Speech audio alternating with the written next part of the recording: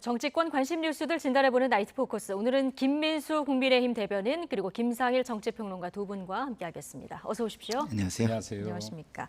자, 9월 정기국회를 앞두고 있어서 오늘 여야가 각각 1박 2일간의 연찬회 혹은 워크숍을 진행하고 있는 이런 상황입니다.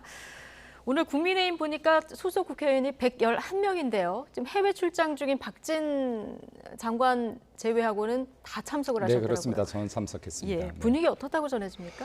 분위기 굉장히 우선은 좋았다. 네, 네. 그리고 대통령 연설로 인해서 1박 2천 북소리 한 번으로 이렇게 사기가 진작되는 효과가 있었다. 네. 라고 보입니다. 네. 북소리 한 번으로 사기가 진작되는 효과가 네. 있었다라고 말씀하시니까 윤석열 대통령 발언으로 바로 이어가겠습니다.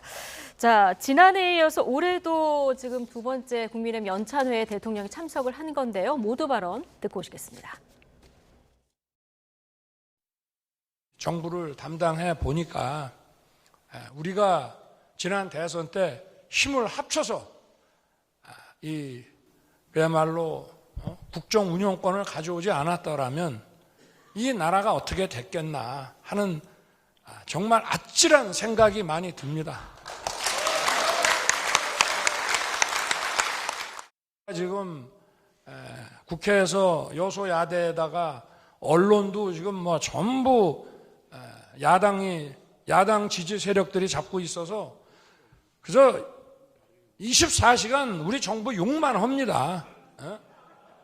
아니 이번에 후쿠시마 거기에 대해서 나오는 거 보십시오. 도대체가 과학이라고 하는 거는 1 더하기 1을 100이라고 그러는 사람들이니까. 근데 이제 이런 세력들하고 우리가 또 싸울 수밖에 없습니다. 네, 자, 당내 연찬회라는 자리를 감안해야 할까요? 굉장히 강한 발언들이 좀 나왔는데 우리가 국정 운영권을 가져오지 않았더라면 나라가 어떻게 됐을지 아찔하다 이런 표현을 비롯해서 굉장히 저희가 이제 기사 제목으로 달 만한 발언들을 많이 하셨는데 어떻게 들으셨습니까? 우선 대통령의 지난 시간 동안에 심경이 저 짧은 말에 다 담겼다라고 봅니다. 대통령 연설에 보면은 이런 내용이 있습니다.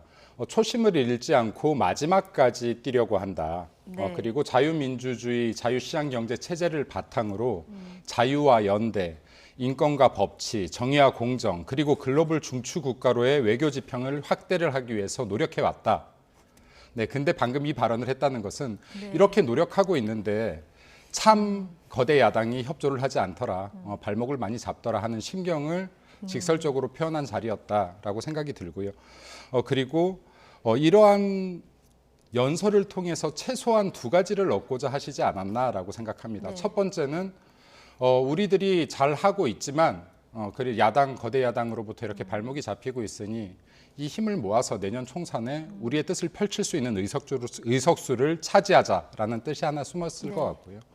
또 다른 하나는 야당에게 이제 좀 같이 협조하자라는 또 이렇게 손 내미는 목소리 또한 담겨 있지 않았나 생각됩니다. 협조해서 네. 좀 협치를 하자 이런 의미가 담겨 있다고 보십니까? 네, 담겨 있다라고 봅니다. 네. 대부분은 협치에 선을 그었다 이런 네. 해석도 나오던데 거꾸로 이제 보시는 거군요. 우리 윤석열 대통령이 때로는 이렇게 반어법이나 강조법도 쓴다라고 보는데 지금 이제 야당이 워낙 강하게 나온 이 후쿠시마 오염수 사건부터 시작해서 이 부분에 대해서 강대강으로 표현은 했지만 충분히 이 속뜻은 우리 국민들을 위해서 민생을 위해서 협치하자라는 속뜻도 담겨 있을 것이라고 봅니다. 네.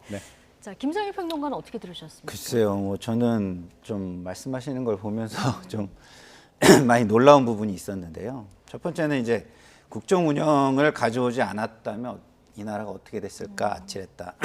아니, 그렇게 생각하실 수 있어요. 그러면 아찔하셨으면 지금은 아찔하지 않게 운영을 하셔야 되는데 제가 볼 때는 지난 정권의 과오를 그대로 답습하는 모습, 미워하면서 닮아가는 모습, 이게 너무 심하게 보여서 좀 안타까운 생각이 들었고요. 두 번째는 언론 탓을 하시는데 언론 전부가 야당 지지 세력이 자리를 잡고 있어가지고 비난만 한다 이렇게 말씀을 하세요. 근데 이거는 실제 그렇지도 않거니와 일부 불편한 얘기를 들으셔도요. 권력은 불편한 얘기를 들어야 돼요. 권력이 불편하지 않으면 국민이 불편해진다는 것을 우리는 역사를 통해서 알고 있습니다. 국민이 편해지려고 하면 국민의 불편 위에 본인들의 독재적인 권력이 들어서게 되는 것이거든요. 그러니까 좀 더 불편하시려고 하는 모습이 전혀 보이지 않는다는 부분에서 또한 안타까웠고요. 그리고 1 더하기 2를 100이라고 하는 과학 이렇게 말씀하셨잖아요. 이 부분도 전 그래요. 지금 뭐 네이처지나 사이언스지 뭐 이런 데 논문이나 이런 걸 봐도 불확실성이 해소가 안 됐습니다. 네. 그러면 야당이 위험성을 과도하게 강조하는 부분은 저도 비판을 하거든요. 같은 당이지만. 그렇지만 불확실성 부분은 어떻게 할 건가요? 이 불확실성 부분은 국민의 불안이기 때문에 예. 끊임없는 노력을 통해서 해소해 주려는 노력을 하시는 게 맞지, 그 자체 불안 자체를 하지 말라라고 지시하고 명령하듯이 말씀하시는 건 맞지 않다, 이렇게 말씀을 드리고 싶습니다. 네. 자, 조금 전 들은 녹취에 대해서 하나하나 이제 설명을 해주셨는데요. 야당과 언론이 24시간 이제 정보 요구를 하고 있다, 이 얘기를 했을 때 24시간 사실 균형을 생명으로 삼는 언론 입장에서는 억울한 언론도 있을 것 같고요. 앞서 이제 대통령 발언에 반어법으로 여러 가지 속뜻이 숨겨 있다라고 얘기도 해주셨는데요. 자, 이건 어떻게 보십니까? 우선은 지금 그렇게 생각합니다. 여기에 그 후쿠시마 오염수가 지금 가장 큰 이슈이니까 이것부터 네. 얘기하면 여기에서 1+1을 100이라고 했다. 그리고 계속 이렇게 한다라고 하면 싸울 수밖에 없다라는 내용을 얘기했는데, 여기에는 윤석열 대통령이 후쿠시마 오염수의 연이은 이 정쟁을 만들고 있는 민주당이 진짜로 국민을 위하는 것이 아니라, 국민의 안전을 위하는 것이 아니라 예. 여러 가지 리스크의 사면초가 갇힌 민주당이 지금 내년 총선을 위한 돌파구, 오로지 정쟁을 위해서 이 사안을 이용하고 있다라고 명확하게 이제 이 부분은 규정을 하고 있는 것 같습니다. 왜냐하면 지금 5일 전부터 지금 후쿠시마 오염수가 방류가 되기 시작했습니다. 예. 네, 방류가 시작됐고, 그리고 이 방류 기간 지금 오늘도 어제도 계속해서 이 해양수와 그리고 물고기들에 대한 측정이 이루어졌습니다. 예. 측정이 이루어졌고 이상이 없다. 내 삼중수소도 그리고 여기 방사능 물질도 어떤 것도 이상이 없다라는 과학적 검증 결과들이 계속해서 측정되어서 나오고 있거든요. 그러면 여기에서 민주당이 같이 국민들을 편안하게 해주려는 것이 아니라 그럼에도 불구하고 더 높은 강도가 계속되고 있다. 그리고 지금 실제로 민주당이 이 지금 오염수를 강조하는 것에 진정성이 없다는 것은 국민들이나 많은 분들이 알고 있지 않을까 생각합니다. 예. 그 첫 번째 이유가, 가장 중요한 이유가 선택적 분노를 하고 있다. 예를 들어 문재인 정권 당시에 외교부 장관들이 했던 말, 이 언사에 대해서 한번 얘기해 보면, 뭐 강경화 장관 같은 경우는 이렇게 얘기했습니다. 후쿠시마 오염수의 방류는 원칙적으로 일본의 주권적 결정 사안이라고 했고요. 또 정의용 외교부 장관은 IAEA 기준에 맞다면 굳이 오염수 방류를 반대할 필요가 없다라고 얘기했습니다. 어떻게 1, 2년 사이에 같은 사안에 대한 입장이 이렇게 네. 갈라질 수가 없죠. 그래서 이게 선택적 분노다라고 이제 판단하는 것이 네. 시기적인 선택적 분노를 표출하고 있다. 그래서 이 부분에 대한 논쟁 자체가 총선 전까지 이어지실 거라고 본 것 같습니다. 네. 총선 전까지 민주당이 이 논쟁을 결코 멈추지 않을 것이다. 예. 왜 과학적 검증 결과가 나와도 계속되고, 네, 그리고 어떠한 대안이 나와도 국가가 노력해도, 예를 들면 이런 게 있습니다. 일본의 점검 결과 어떻게 믿냐라고 해서 우리 전문가를 보냈습니다, 일본에.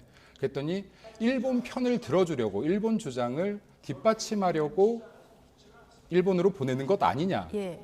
이런 또 의혹까지 제시합니다. 그러니까 말꼬리 잡기식의 끝없는 지금 논쟁으로 끌고 가고 있기 때문에 이 부분에 대해서 선을 명확하게 긋고 있다라고 보여집니다. 네. 이 야당의 공격에 대해서 대통령이 선을 긋지 않으면 이 공격을 이제 총선 때까지 지속할 것이란 판단이 있었을 것이다. 그렇습니다. 네. 자, 이렇게 보고 계신데요. 오늘 대통령이 이 후쿠시마 오염수 방류 이후에 관련 언급이 나온 게 처음이거든요. 야당이 잘못하는 부분을 잘 지적을 네. 해주셨는데요. 네. 뭐 과한 부분이 있다고 저도 생각합니다.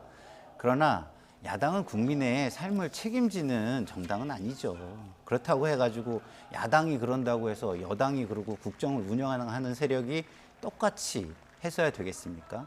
그리고 또 좀 마음에 안 든다고 그들을 설득하려고 하거나 시스템 안에서 본인들의 결정과 집행을 통해서 나중에 결과와 성과물을 들고 다음 선거에서 심판을 받으려는 노력을 해야지 지금 당장 누르려는 힘을 보여주는 모습을 보여서야 되겠습니까? 전 그게 틀렸다고 보는 거예요. 저는 우리 당의 모습도 저는 비판을 하지만 지금 여당이나 국정을 운영하는 그 정권에 대해서는 더 큰 비판을 할 수밖에 없다는 말씀을 저는 드리고 싶습니다. 지금 이 부분에 한마디만 더 네. 첨언하면 힘을 보이고 있는 것은 오로지 민주당인 것 같다. 지금도 지금 길거리에 나와서 그 외력을 가시하고 있고, 그리고 지금 국민들이 중요한 것은 국민들이 일단 안심할 수 있어야 되고, 그리고 이 두 번째는 우리나라의 수산업자들이 이걸로 해서 피해 보지 않아야 되는데 네. 정부 여당의 입장은 똑같습니다. 국민들을 안심시킬 수 있게끔 협조해 달라. 그리고 여기 우리 수산업이 망가지지 않도록 같이 머리를 맞대보자, 해결해보자. 네. 왜냐하면 후쿠시마 오염수가 방류되면서 과학적으로 안전하다라고 했지만 정부의 입장은 그렇다라고 해서 우리가 이걸 찬성하는 것은 아니다.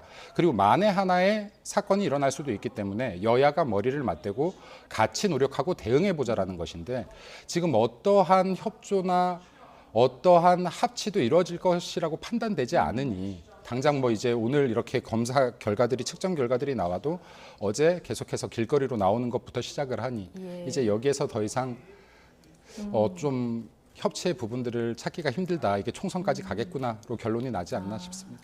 제가 대변인님 말씀을 들으면서 제 개인적인 안타까움이 좀 있습니다. 뭐냐면 지금 힘이라는 표현을 쓰셨는데 국민들이 느끼는 힘이라는 것은요, 강한 주장, 과도한 주장이 아니에요. 지금 나의 삶에 다가오는 집행력과 공권력인 겁니다. 그것을 가지고 있는 게 정권이에요. 그게 진정한 힘입니다.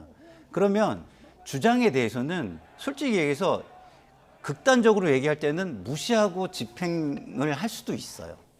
근데 그들도 국민이기 때문에 네. 최대한의 노력을 보여주는 겁니다. 당신들의 주장, 이게 너무 억지다라는 걸 보여주거나 아니면 그게 틀렸다는 걸 보여주거나 이런 노력을 다 한 후에 해야 중도에 있는 국민들까지 아울러서 내지는 다른 정당에 있는 비판적이지만 합리적인 사람까지 아울러서 함께 가게 되는 것이거든요. 네. 근데 그냥 말로는 협치 이야기하고 야당이 발목 잡는다고 하면서 사실상은 협치에 대한 노력을 안 하고 일방적인 무시만 하는 모습을 보인다면 그거는 책임 있는 집권 세력이 아니다. 이걸 저는 강조드리고 싶은 거죠. 사실 정부가 여기까지. 예. 네. 사실 여기 정부가 지금 노력하지 않았다라고 하는 것은 약간 네. 과도한 해석인 것 같고요. 민주당의 이런 주장들과 계속 우려에 대해서 지금 수산물 수입 전면 금지에 대한 발표뿐만이 아니라 해양조사 지정과 수산물 네. 검사를 대거 확대하기도 했고요. 그리고 또 일본에 또 7가지 새로운 요구를 하고 네. 이 중에서 5가지는 일본이 전면 수용하기도 했습니다. 그래서 지속적인 노력을 하고 있음에도 불구하고 여기에서 어떠한 이 합일점이 찾아지지가 않고 계속되는 비판이 더 강도가 세지니 이제 이러지 않았나. 그래서 한 가지 말씀드리고 싶은 것은 정부가 노력하고 있지 않다. 노력하고 있지 않는 것은 아니다. 아니다. 네, 지속적으로 노력하고 있다. 네. 그리고 앞으로도 국민들의 안심과 그리고 우리 그 수산업을 위해서 여기 예. 계속해서 노력할 것이다. 네. 네. 그러니까 지금 수산업계 피해 얘기를 계속 네, 해주고 그렇습니다. 계시는데 대통령실 군의 그 점심 메뉴를 봤더니요. 이번 일주일은 뭐 수산물로 꽉꽉 채워졌던데 메뉴를 보면은 뭐 모든 회, 제주 갈치 조림에 바다 장어에 굉장히 이제 우리 군의 식당 메뉴를 이렇게 나오면 얼마나 풍성할까 이렇게 얘기하시는 분들도 있는데 오늘 뭐 대통령 오찬에서도 수산물, 국민의힘 연찬회도 뭐 관련해서 비슷한 움직임이었었다고요. 네, 뭐 저도 사실은 국회에 갈 때마다 대다수 메뉴가 수산물인 것 같습니다. 예. 근데 백문이 불여일견이다. 예를 들어서 지금 국민들께서 민주당의 일부 선동으로 인해서 해산물이 안전하지 않다라는 불안, 우려를 가지고 있는 국민들이 다소 있습니다. 그래서 이것을 우리가 아무리 정부가 안전합니다, 괜찮습니다, 믿고 드십시오, 우리 수산물 드십시오라고 100번 이야기하는 것보다 우리가 먼저 먹습니다. 대통령이 먹고 그리고 여기에 우리 그 공무원들이 먹습니다. 네. 국회의원들이 먹습니다. 정부 여당 구성원들이 먹습니다를 보여주는 것이 가장 확실한 방법이 아닐까 하는 방안에서 나오는 네. 식단 방안이었다. 메뉴라고 생각됩니다. 네. 네. 어떻게 보고 계셨어요? 뭐 잘하시는 네. 거라고 생각해요. 그리고 아까 뭐 그 노력을 하고 있다. 그 부분도 저는 잘하시고 있다고 생각합니다. 그리고 그런 결과들이 합쳐지면요, 민주당이 과도한 주장을 계속해 나가기는 어려워요. 그렇게 하는 것이 집권 세력의 모습입니다. 그리고 그 결과물로 다음 선거에서 심판을 받을 생각을 하시면 되는 거예요. 근데 뭐 주장하는 소리가 있어요. 자신과 반대되는 주장을 하는 소리가 있어요. 근데 그 목소리가 너무 시끄럽다고 해가지고 시끄럽다고 억지로 뭐 누르거나 그러실 필요 없다는 말을 제가 계속 말씀드리는 거예요. 그러면 민주당은요, 예를 들어서 지금 첫 결과가 나왔습니다. 근데 계속해서 결과가 계속 이어져요. 아무 문제가 없는. 더 이상 주장할 수 없겠죠. 왜? 거기서도 더 주장을 한다면 중도층이 민주당을 어떻게 보겠습니까? 책임 있고 신뢰할 수 있는 세력으로 보겠습니까? 보지 않겠죠. 그렇기 때문에 이것은 지금은 불안해하는 국민이 많기 때문에 이 초기까지는 그들의 목소리를 대변하는 거라고 생각해 주시면 될 것 같고요. 예. 그것이 조금 과도하다고 한다면 그만큼 오히려 국민의힘이나 집권 세력에는 기회다 생각하시고 중도층을 확장하기 위한 그 노력을 하시면 된다, 이런 말씀을 드리고 싶어요. 네. 자, 다시 여당 연찬회 이야기로 좀 넘어가겠습니다. 뭐 정기국회 대응 전략을 공유하는 자리이기도 하지만 오늘 뭐 민주당도 워크숍 열고 있습니다만 총선이 가장 관심 아니겠습니까? 자, 김기현 대표 국회의 정치 세력을 교체해야 된다, 이걸 강조하면서 이제 수도권 위기론에 대해서 좀 수긍을 하는, 그러면서 3고 초려가 아니라 10고 초려라도 해서 인재를 영입해야 된다, 오늘 이런 발언을 했거든요. 자, 가능할까요? 어떻게 준비를 지금 하고 있습니까? 우선 매년 총선마다 나오는 이야기가 아닐까 싶습니다. 네. 근데 지금 김기현 대표가 당대표로서 활동하면서 사실 내부적으로 조금 조용하지만 지속적인 개혁, 혁신을 이루려고 무단히 노력을 해왔던 것 같습니다. 그리고 이번에 지금 10고 초려라도 하겠다라는 말에는 지금 총선 승리에 대한 다짐을 또 스스로 하는 것이라고도 보이고, 또 이 10고 초려 안에는 내부에 대한 인재들을 발굴해내고 또다시 발굴해내고 또 외부에 또 국민들께서 새로움을 느낄 수 있는 새 인재를 찾겠다라는 의지를 보여주신 것이다. 지금 잘 되고 있습니까? 지금 현재 평가를 다 하기는 쉽지 않다라고 봅니다. 하지만은 이 평가는 내년 2월까지, 1월까지 지속되지 않을까. 네, 그리고 이번 단발성이 아니라 총선 직전까지도 계속 노력이 이어질 것이다라고 판단됩니다. 예. 네. 자, 오늘 연찬회에서 그 보수 원로의 쓴소리도 나왔습니다. 오늘 특강 강연자로 김병준 전국경제인연합회 고문이 참석을 했는데요. 네.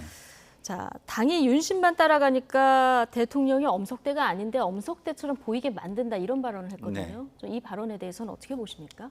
그야말로 쓴소리를 한 거고 네. 애정어린 고언을 한 거라고 생각합니다. 근데 이것을 애정어린 고언으로 받아들인다면 국민의힘은 발전을 하겠죠. 네. 그리고 저런 인사가 있다는 걸 받아들이는 거를 큰 포용으로 국민들이 바라보겠죠. 근데 저것을 만약에 저런 얘기를 했어라고 또 공격하고 함께 승선을 안 시키겠다라고 또 한다면 그거는 굉장히 저 세력은 끼리끼리만 노는 세력이구나. 그리고 인재 영입도 끼리끼리의 인재 영입만 이루어지겠구나. 이렇게 생각을 국민들이 할 수 있다라고 생각하고 그것은 총선에 결코 좋은 결과로 이어질 수 없다라고 저는 생각합니다. 네. 그래서 문제는요, 저 애정어린 쓴소리를 어떻게 받아들이느냐, 국민의힘의 지도부와 그리고 소위 말하는 윤핵관이라고 하는 실질적인 힘을 행사하는 분들이 어떻게 받아들이냐의 관건이다. 그것이 관건이다, 이렇게 생각이 듭니다. 이 애정어린 고언으로 보셨고 이 고언을 어떻게 당내에서 받아들이냐가 굉장히 중요한 포인트다라는 말씀 해주셨습니다. 민주당으로 넘어갈 텐데요. 민주당도 오늘 1박 2일 워크숍인데 민주당도 출석률이 98.8%, 뭐 거의 다 참석을 하셨고요. 근데 오늘 마침 이재명 대표 1주년이기도 한데 당내에서 보면은 이 꽈락이라고 평가를 하시는 분도 있고 성공이다 이렇게 평가하시는 분도 있더라고요. 네. 뭐 사람마다 평가는 다를 수밖에 없고 무엇을 중심으로 바라보느냐에 따라서 다를 수밖에 없다고 저는 생각합니다. 근데 뭐 오늘은 제 의견을 좀 말씀을 드리자면 저는 이재명 당대표가 되면서 하신 말씀이 있어요. 본인이 책임을 지겠다고 했습니다. 책임. 그 책임은 무엇이 가장 그 큰 책임일까요? 국민에게 선택받도록 만드는 책임. 지지가 확대되는 모습. 그것이 가장 큰 책임이라고 저는 봅니다. 그것을 기준으로 본다면 지난 1년은 실패했다라고 저는 평가할 수밖에 없어요. 왜냐하면 그 지난 해에 그 8월 4주차 지지율과 예. 그 요번 그 1주년이 됐을 때 2023년 8월 4주차 지지율을 보면 리얼미터 기준으로 보면은 네. 0.8%인가요? 0.8%가 하락했고요. 예. 그다음에 갤럽을 기준으로 보면은 4%가 하락해 있습니다. 이건 금요일 날 나온 여론조사하고 리얼미터 오늘 나온 여론조사입니까? 그렇죠. 예. 네. 그래서 제가 보면은 이 4주차 것들인 네. 거죠. 8월 4주차, 네. 2022년 8월 1년 4주차 전 거를 이렇게 비교를 그래서, 해보면 예. 그런데 그러면은 이재명 당 대표가 사실 저는 민주당이 여건이 굉장히 좋다고 생각하거든요. 네. 왜냐하면 지금 저는 이 윤석열 정부가 잘하고 있다고 생각하지 않아요. 사실은 왜냐하면 전 정부를 비난하기 위해서 계속 닮아가고 있기 때문에 네. 결국은 차별화된 모습을 못 보여주고 있고 국민들을 계속 실망시키고 있다. 그래서 민주당에는 참 기회라고 생각하는데 바깥에 햇살이 굉장히 많은데 햇살이 안으로 못 들어오고 있는 겁니다. 그럼 그 그림자는 누가 드리고 있느냐라는 부분을 우리는 찾아봐야 되는 시점이다 이런 생각이 네. 듭니다. 지금 현 정부에도 악재가 많은데 이 악재를 반사이익으로 못 누리는 이런 그렇죠. 책임이 있다. 이렇게 해석을 해주셨는데 자, 이재명 대표도 오늘 워크숍에 참석해서 모두 발언을 했는데요. 윤석열 정부의 국정운영 기조를 강하게 비판했습니다. 이 발언 듣고 오시죠. 민생이 그야말로 도탄에 빠졌습니다. 국가 운영의 기본적인 질서가 흔들리고 있습니다. 우리 국민들께서는 지난 총선에서 민주당에게 압도적인 다수 의석을 안겨주셨습니다. 그러나 우리가 국민의 기대에 충실히 부응했는지 되돌아보면 아쉬운 부분이 많습니다. 이번 정기국회에 당의 미래와 나라의 명운이 달렸다라는 각오로 다시 한번 신발끈을 고쳐 묶었으면 좋겠습니다. 다시 한번 신발끈을 고쳐 묶었으면 좋겠다 이야기를 했고요. 현 정부 실정으로 민생이 도탄에 빠졌다 이런 얘기도 했는데요. 이재명 대표의 1년을 김민수 대표님 어떻게 평가하십니까? 조금 강하게 얘기한다면 봉황을 꿈꿨으나 지금 닭이 된 정치인이다 정도 표현하고 싶은데 실제로 민주당 역사상 이례 없는 아주 높은 78%의 지지율을 받으면서 당대표가 되었고 그리고 당대표 수락 연설 당시에도 미래 비전을 준비하는 미래정당 그리고 강한정당 그리고 혁신정당을 공표하면서 또 나름 비전을 보이기도 했습니다. 또 유례 없는 이 지지자들의 정말 강력한 지지를 받으면서 정말 강한 지지력을 보여주기도 했던 대표가 아닌가. 굉장히 색깔이 강한 정치인이다라고 판단되는데 이 부분이 지금 본인이 당대표로 가기까지의 네. 수많은 사법 리스크들에 의해서 가려졌다. 사람 몸은 하나인데 사법 리스크 때문에 뛰어다니다 보니 실제로 일할 시간조차도 부족하지 않았는가. 그리고 180 거대 야당으로서 이 지금 거대한 힘을 잘 활용하지 못했다. 민생을 위해서 정말 아까 말씀하셨던 것처럼 대안정당으로서 더 많은 민생 걱정을 하고 민생 법안을 통과시키고 했다면 되려 더 높은 평가를 받을 수 있었을 텐데 되려 여당 발목 잡는 모습과 계속해서 논쟁하고 정쟁으로 이끌어가는 모습들만 국민에게 보이다 보니 이 부분에 대한 평가들이 계속해서 낮춰지고 강성 지지자들만 남는 형국이 되었다라고 판단이 됩니다. 예. 네. 1년 내내 사법 리스크에 가려졌다 이 얘기를 해주셨는데요. 검찰과 이재명 대표가 그동안 그 대북 송금 문제 관련해서 소환 날짜를 가지고 신경전을 좀 벌여오지 않았습니까? 오늘 이재명 대표 측이 9월 국회 본회의 일정이 없는 주에 출석하겠다. 이렇게 되면 이제 빠르면 11일 정도가 될 텐데요.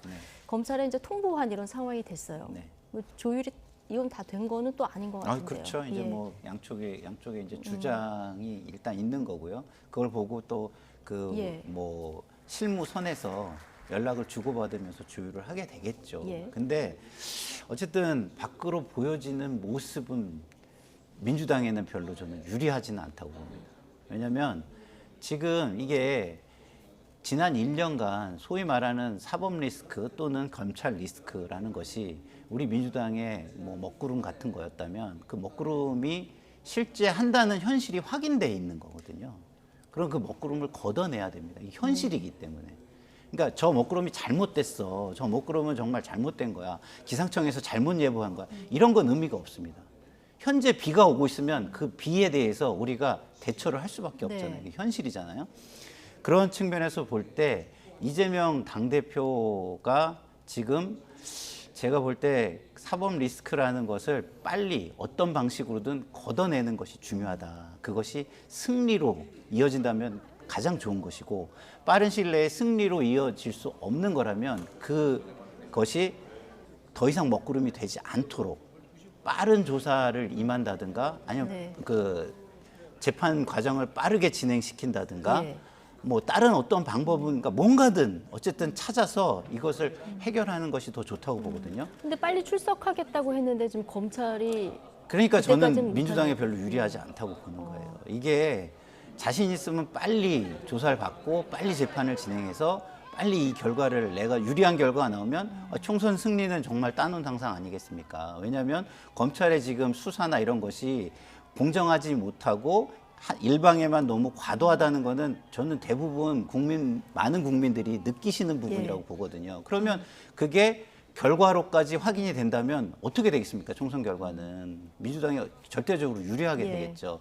그런 측면에서 볼 때 저는 어떤 방식으로든 빨리 이것을 걷어내야 된다는 생각이 듭니다. 일단 일정이 없는 주에 뭐 불러달라 이렇게 얘기해도 만약에 그때 영장이 넘어오면은 체포한 표결은 해야 되는 거죠. 그렇죠. 그러니까 네. 이거는 체포안을 표결하고 그다음 이런 논쟁이 있고 이런 것은 전부 다 그냥 어젠다가 사법 리스크가 되는 겁니다. 예. 그러니까 다른 어젠다를 우리가 세팅을 하고 싶어도 어젠다 세팅이 불가능해지는 거예요. 그러니까 윤석열 정부의 지금 실정이나 잘못하고 있는 부분 내지는 뭐 일방 통행이나 불통의 부분 이런 걸 얘기하고 싶어도 예. 그런 부분들이 자꾸 가려진다는 것이죠. 예. 알겠습니다. 오늘 뭐 저녁 밤에도 뭐 분임 토의 등 열리겠죠. 여기서 여러 가지 대안들이 나올 텐데요.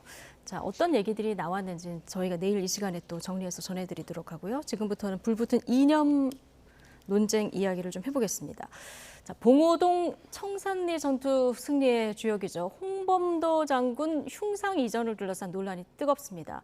논란은 지난 25일 국방위에 출석한 이종섭 국방부 장관의 발언으로부터 본격적으로 시작됐는데요. 먼저 듣고 오시겠습니다.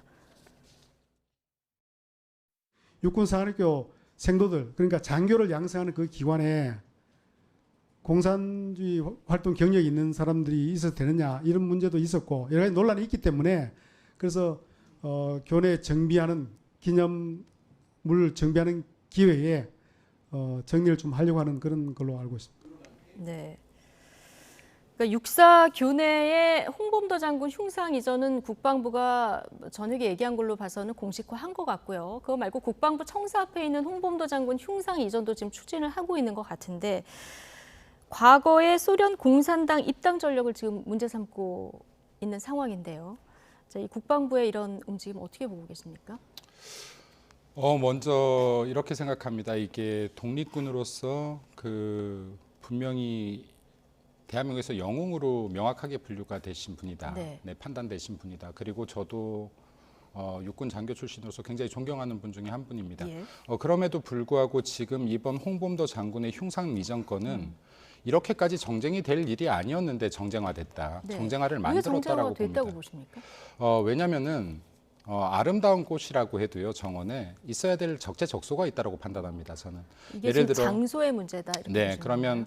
예를 들어서 울창한 나무라고 하면 숲에 있어야 될 것이고 이쁜 꽃이면 꽃밭에 있어야 될 것인데 예를 들어서 지금 이 문제가 시작된 것은 어떠한 장소냐 육군 사관학교입니다. 대한민국의 국군을 이끄는 장교들이 배출되는 장소인데 여기에서 문재인 정권 당시에 지금 우리나라의 대북 정책들로 인해서 물론 그렇겠지만 당시에 대북 정책으로 인해서 그렇겠지만 6.25 전쟁을 필수 과목에서 지었습니다. 네, 선택 과목으로 옮겼고 이로 인해서 6.25 전쟁사와 전쟁 영웅들을 굉장히 많이 지운 상태입니다. 중요한 것은 지금 북핵의 위협이 점점 강해지고 긴장이 강화되고 있는 이런 상황에서 우리 국군의 리더들을 배출하는 이 기간에서 최소한 적에 대한 개념이 명확히 당연히 서야 될 것이고 그래야 국민들에 대한 안전과 국가에 대한 외부로부터의 무력 행위들을 막아낼 수 있는 더 강한 군대가 될 것인데 지금 우리의 적을 아직까지도 일제로 판단해서는 안 된다. 우리의 주적은 지금 현재도 북한이다, 여전히. 그러한 관점에서 본다면 여기에 생도들이 배우고 그리고 배워야 되는 환경, 그리고 배워야 되는 과목, 그리고 배워야 되는 생각들에 대해 적합한 환경이 조성되는 것은 예. 너무나 당연한 일이다. 이렇게까지 논쟁될 일이 아니었다. 그리고 홍범도 장군을 폄훼하거나 이 부분에 대해서 이 동상을 뭐 파쇄하자가 아니라 네. 더 적합한 곳, 이분이 더 빛날 수 있는 독립기념관으로 이전하자라는 것이 본 취지이다라고 생각됩니다. 그래서 이 부분을 다시 한번 더 정리하면 우리나라 육군, 우리나라 국군의 리더들이 배출될 곳에 우리의 주적을 명확하게 하고 그리고 여기에 6.25 전쟁을 다시 한번 더 되새기고 네. 여기에 대한 영웅들을 기릴 수 있는 기회로 삼고 그리고 또 여기 홍범도 장군 같은 훌륭한 분들은 그에 적합한 장소로 모시는 것이 맞다라고 생각됩니다. 장소가 적절하지 않다. 자, 이런 지적이신데요. 그 육산에 독립운동가 5명 흉상이 세워진 거는 말씀하신 대로 문재인 정부 때 네. 2018년 3.1절 네. 99돌에 이제 세워졌습니다. 이때는 이제 국군의 뿌리를 독립군에서 찾겠다 이런 의도가 좀 있었던 것 같고 2021년에는 국군 엄호 속에 우리 홍범도 장군의 유해가 또 네. 봉환되기도 하지 않았습니까? 국민 다 기억하고 계실 텐데 지금 흉상 이전이 또 네. 이렇게 추진이 되고 있는 상황이에요. 네. 이거 어떻게 정말 보십니까? 답답합니다. 네, 지금 우리 대변인 좋은 말씀 많이 해주셨는데 그 얘기를 미리 해서 동의를 구하는 절차를 구해야죠. 이야기하지도 않은 취지와 의도를 국민들한테 알아서 알아달라고 하는 얘기하고 뭐가 다릅니까? 첫 번째. 그리고 두 번째, 자 팔에 일부분이 골맞다고 팔을 잘라냅니까? 아니지 않습니까? 고름만 짜내면 되는 거예요. 그런 부분은 다른 방식으로 얼마든지 해소가 가능합니다. 그리고 세 번째, 자 군대라는 건 각 나라마다 다 있습니다. 어떤 체제나 어떤 이념 하에서도 있습니다. 그 국가가 어떤 체제를 갖고 있느냐, 어떤 이념을 갖고 있느냐에 따라서. 그러면 거기에 있는 군인들은 이념을 지키는 군인입니까? 아닙니다. 국민과 국가를 지키는 군인들이에요. 이걸 왜 갑자기 이념을 들이댑니까? 아까 적을 분명히 해야 된다? 적을 분명히 할 때 이념으로 따집니까?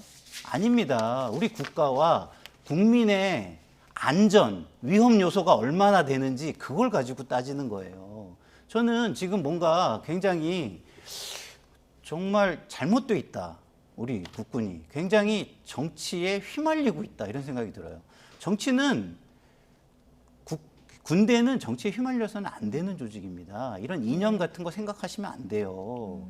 그냥 국민의 안전과 국가의 안전이 어디서 위험 요소를 지금 가지고 있느냐 이것만 생각하고 그 부분에 대해서만 준비하시고 대비하시고 훈련하시고 하면 되는 겁니다. 알겠습니다. 저런 거 네. 저는 지금 장관이 정말 정치기에 너무 그 국방부 장관이 정치에 너무 눈을 돌리고 있구나 네. 이런 부분에서 굉장히 우리의 국방이 우려된다 이렇게 말씀드리고 네. 싶습니다. 저는 이회영 선생의 손자죠. 이종찬 광복회장이 국방부 장관 사퇴를 요구했고요. 오늘 국민의힘에서 심원훈식 의원이 또 이걸 받아쳤거든요. 이게 육사 선후배 간 설전으로까지 이어졌는데요.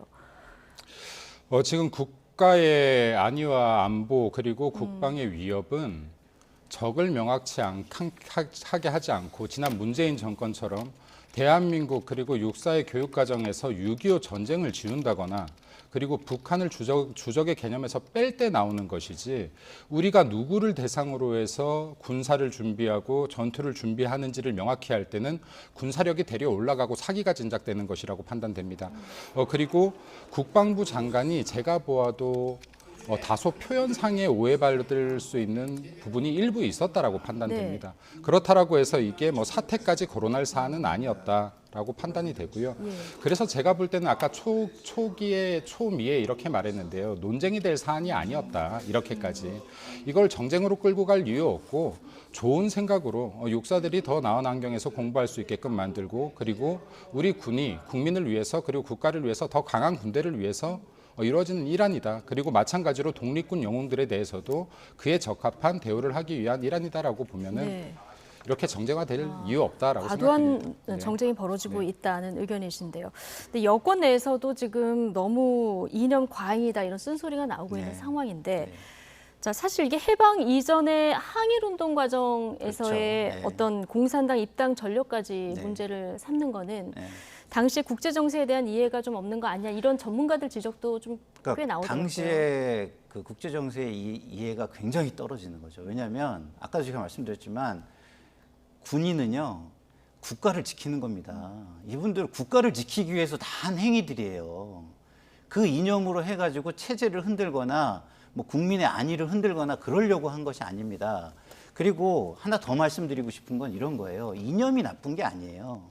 그 이념을 구현하기 위해서 체제가 독재라는 체제를 썼기 때문에 나쁜 것이지. 예를 들어서 그러면 우리가 배우는 공산주의가 나쁩니까? 제가 한번 여쭙고 싶어요. 공산주의가 나쁜 게 아니에요. 공산주의를 이루기 위해서 뭘 가져옵니까?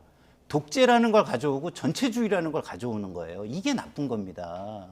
근데 마치 공산주의만 조금 말을 하고 공산주의에 대해서 좋은 점을 조금이라도 뭐 가져와서 수정적인 민주주의를 하자든가 수정 자유주의를 하자 그러면 무조건 나쁜 걸로 치부한다면 그게 말이 되겠습니까? 네. 세상에 절대적인 이념이 어디 있다고? 아니지 않습니까? 이념 자체가 나쁜 게 아니에요. 그 이념을 실현하기 위한 독재 체제 이것이 나쁜 겁니다. 그리고 그 이념을 실현하기 위해서는 필수적으로 독재로 귀결될 수밖에 없다는 게 현실적으로 증명이 된 것뿐이지 네. 지금 제가 볼 땐 국방부 장관이 뭔가 이거를 굉장히 이미지화하는 이런 부분이 있어요. 그러면 이런 이미지화하는 거는요, 제가 볼 때는 모든 것을 호도할 수 있다. 네. 그런 측면에서 굉장히 자중하셔야 된다. 이런 말씀을 드리고 싶습니다. 지금 뭐 여당에서도 홍범도 장군의 독립 영웅으로서의 지위를 부정하는 게 아니라 이제 장소가 좀 부적절한데 논의를 조금 더 자연스럽게 이렇게 했으면 어땠을까 하는 어떤 네, 그런 충분히 바람이 있었던 대화의 거죠? 여지가 있는 부분이었고 예. 그리고 지금 이제 문재인 정권 당시에 실제로 일방적으로 이렇게 지금 동상까지 세우면서 지금 6.25 전쟁사를 빼고 했던 거랑은 전혀 다른 이야기다라고 생각합니다. 그리고 정말 중요한 것 중에 하나는 예. 이것 하나는 다시 한번 말씀드리고 싶습니다. 여기 우리나라의 독립 영웅들을 폄하하고자 하는 시도가 결코 아니다. 네, 이거 한번 다시 알겠습니다. 말씀드렸으면 좋겠습니다. 한 가지만 아니, 근데 짧게 제가- 잠시만요. 저희가 지금 시간이 네. 이미 넘었는데 3분만 지금 더 써야 네. 되는 상황이라서요. 한 가지 주제를 더 네. 지금 저희가 짚어봐야 되는데 항일 운동가지만 중국과 북한의 군가를 작곡한 광주 출신 음악가 정일성을 둘러싼 이 논란도 좀 뜨거운데요. 자, 관련 발언 듣고 질문 하나씩만 드리겠습니다.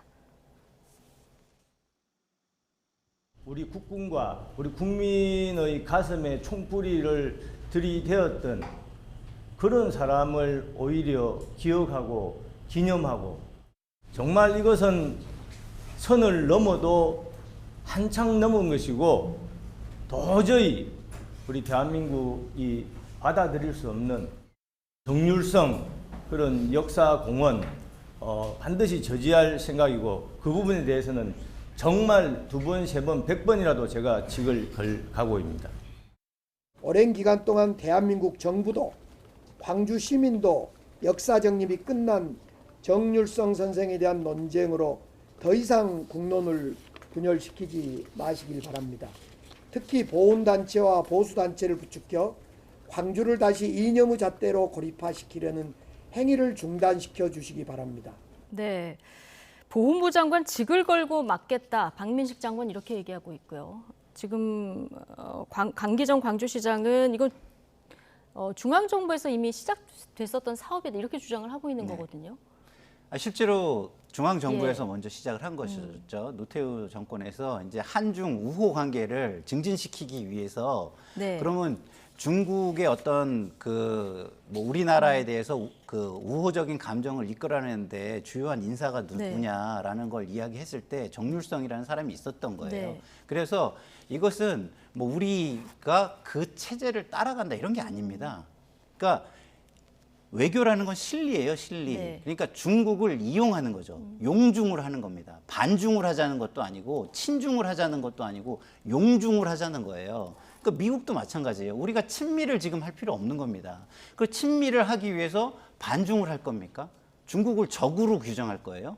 아니잖아요. 지금 중국을 적으로 규정해서 우리한테 이득이 뭐가 있나요? 네. 안보적으로는 미국 편에 서서 동맹으로 그냥 활동하면 되는 것이고요.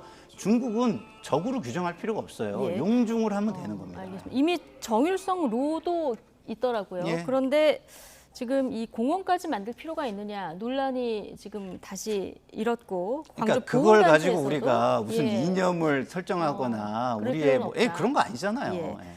자, 어쨌든 보훈부에서는 이 예산이 투입됐는데 이걸 중단을 위해서 법률 검토를 하겠다 이런 입장인데 이거 지방자치단체가 하는 일에 대해서 중앙정부가 어디까지 개입을 할 수 있는 겁니까? 일단 이렇게 생각합니다. 여기 예. 홍범도 장군 동상 이슈에 지금 정율성 기념공원 이슈가 물타기 돼서는 안 된다. 어. 명확히 다른 사건이다라고. 이건 결이 다른 거다. 네, 결이 완전히 다른 네. 거다. 왜 방금 전에 외교를 위해서 실리를 위해서 뭐 동상 하나 세워지는 게 어떠냐라고 했는데 우리나라에요 간우상 많이 세워져 있습니다. 장비상 세워져 있어요. 이걸로 뭐라 하지 않아요. 지금 정율성 같은 경우는 지금 이 사람이 만든 군가 속에 대한민국의 국군이 죽어갔고 많은 선조들이 피 흘리며 죽어갔습니다. 예. 공산주의일 뿐만 아니라 북한의 명확한 앞잡이로 탐정이 난 사람입니다. 북한의 영웅입니다. 네. 지금 대한민국 자유민주주의 국가 대한민국 체제를 부정하는 것과 똑같습니다. 이게 만약에 노태우 때 시작이 되었다라고 하면 노태우 전 네. 대통령 때 시작되었다라고 하면 이게 잘못되었다라고 하면은 이것조차도 전 바로 잡아야 된다라고 생각합니다. 예. 그래서 이게 최소한 대한민국 헌법을 무시하는 그리고 헌법 대한민국의 체제를 무시하는 것까지도 갈 수 있는 사안이다. 이 부분은. 그리고 이거를 단지 외교적 관광적 이유를 들기에는 너무나 그 이유가 빈약하다. 반대로 이 부분에 대해서 자유민주주의 대한민국에요. 아직까지도 사회 곳곳에 간첩 활동이 이루어지고 있습니다. 지금 밝혀지고 있는 것들이 굉장히 많죠. 그리고 공산주의 종북 세력을 찬양하거나 묵인하고 있는 세력들도 분명히 활동하고 있습니다. 예. 네, 근데 이러한 상황에서 지금 대한민국의 불법 무력 침범에 앞장섰던 사람의 기념 공원을 만든다? 말도 안 되는 일이라고 생각합니다. 네. 할 수 있다면 이미 있는 기념로까지 없애야지 맞다고 봅니다. 네. 그러면 노태우 정권에서 한 일부터 다 네. 비판을 하고 그거 먼저 하시는 게 맞다고 생각합니다. 알겠습니다. 자, 오늘 두 분 말씀 여기서 마치도록 하겠습니다. 김민수 국민의힘 대변인, 김상일 정치평론가 두 분과 함께했습니다. 고맙습니다.